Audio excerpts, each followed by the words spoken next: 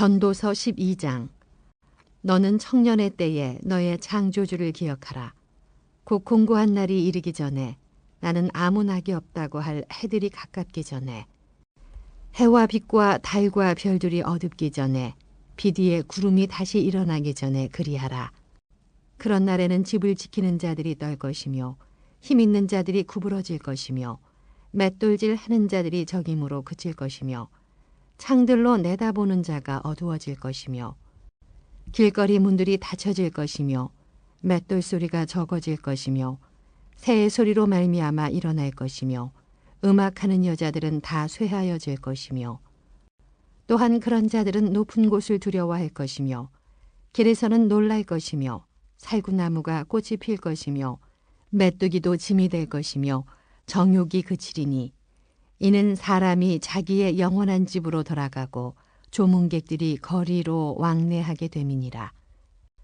은줄이 풀리고 금그릇이 깨지고 항아리가 샘 곁에서 깨지고 바퀴가 우물 위에서 깨지고, 흙은 여전히 땅으로 돌아가고 영은 그것을 주신 하나님께로 돌아가기 전에 기억하라. 전도자가 이르되 헛되고 헛되도다. 모든 것이 헛되도다.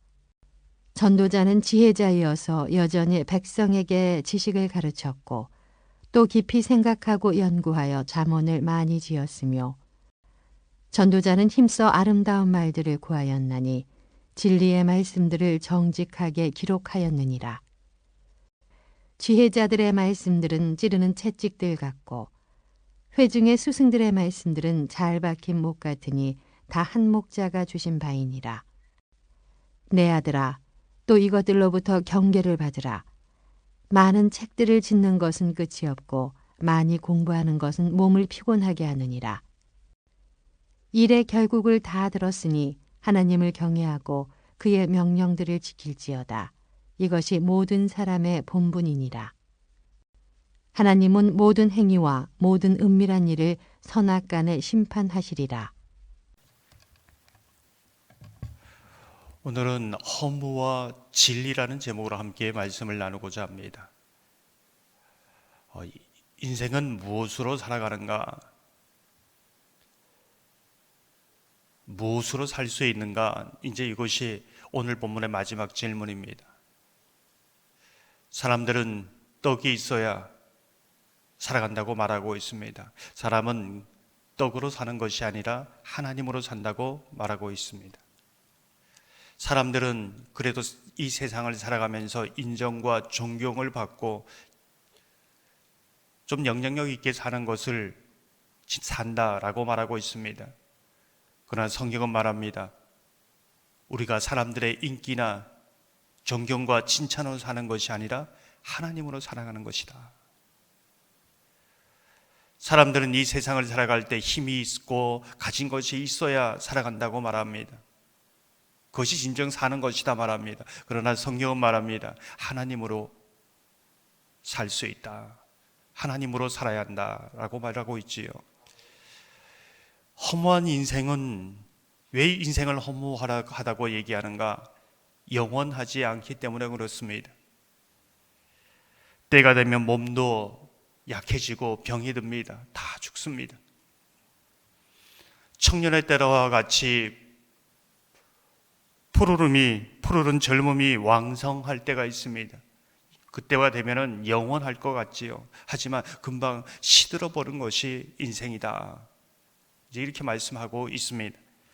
1절 보면 이렇게 말씀합니다. 너는 청년의 때에 너의 창조주를 기억하라. 곧 공고한 날이 이르기 전에, 나는 아무 낙이 없다고 할 해들이 가깝기 전에. 청년의 때, 그 화려한 때, 그 젊음 곧 지나간다는 겁니다. 곧 공고한 날이 오른다는 것이죠. 곧 아무 낙이 없다고 할 해가 가깝게 온다는 겁니다. 올 한 해도 돌아볼 때에 금방 엊그제가 신년 예배를 드린 것 같은데 지금 마지막 달에 와 있습니다.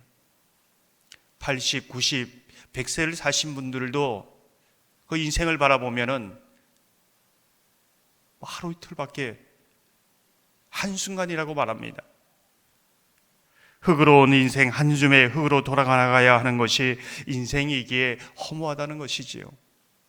7절 보면 이렇게 말씀합니다. 흙은 여전히 땅으로 돌아가고 영은 그것을 주신 하나님께로 돌아가기 전에 기억하라.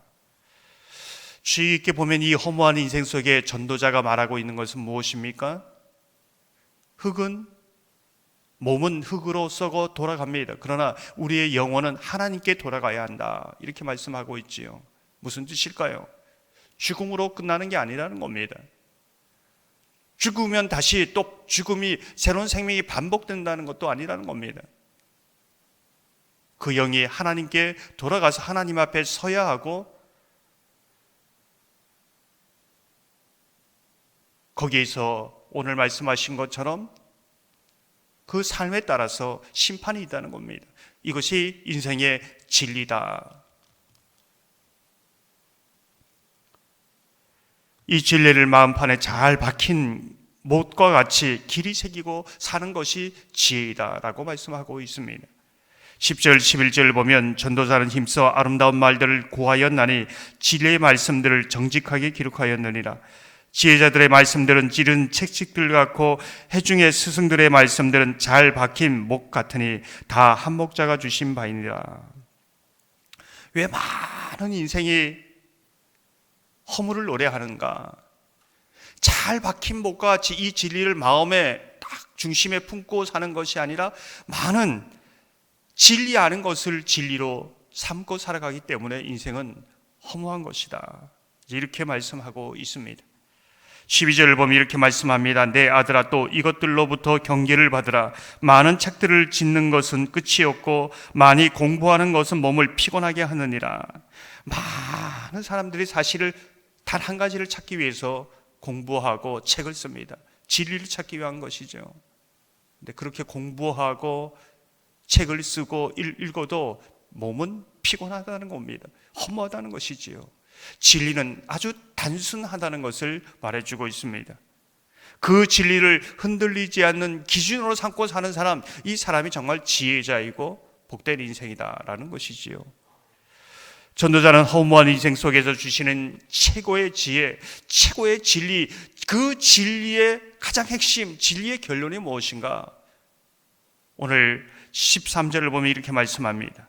일의 결국을 다 들었으니 하나님을 경외하고 그의 명령들을 지킬지어다. 이것이 모든 사람의 본분이니라. 인생을 살아가는 최고의 임무가 무엇인가? 어떤 분들이 많이 질문하지요. 나는 누구인가? 나는 어디서 와서 어디로 가는가? 나는 왜 여기에 서 있는가? 오늘 이 13절이 말해주는 거죠. 인생의 최고의 임무는 하나님을 아는 것이고 하나님을 경외하는 것이다. 하나님을 경외하는 것이 무엇인가?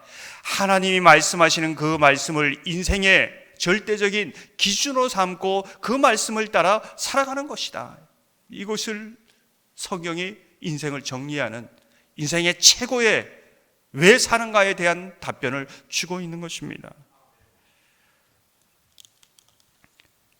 그리하여 육신이 흙으로 돌아가고 영이 하나님 아버지께 돌아갈 때에 그 앞에 설 때에 정말 하나님께서 주시는 영원한 영생의 복을 누릴 것인가? 아니면 영원한 심판 가운데 거할 것인가? 바로 이 삶에 있다는 겁니다. 비록 허무한 인생이지만 하나님을 경외하고 진리를 발견한 사람, 그 진리 가운데 행하는 사람, 인생이 헛되지 않다는 겁니다. 허무 가운데 있지만은 오늘 하루하루 살아가는 것이 의미가 있고 보람이 있다는 것입니다. 그 진리를 삼고 사는 사람은 영원히 늙지 않는다는 것이지요. 몸은 늙어서 병들고 흙으로 돌아가지만은 그 영혼은 늘 청춘을 살아간다는 것이지요.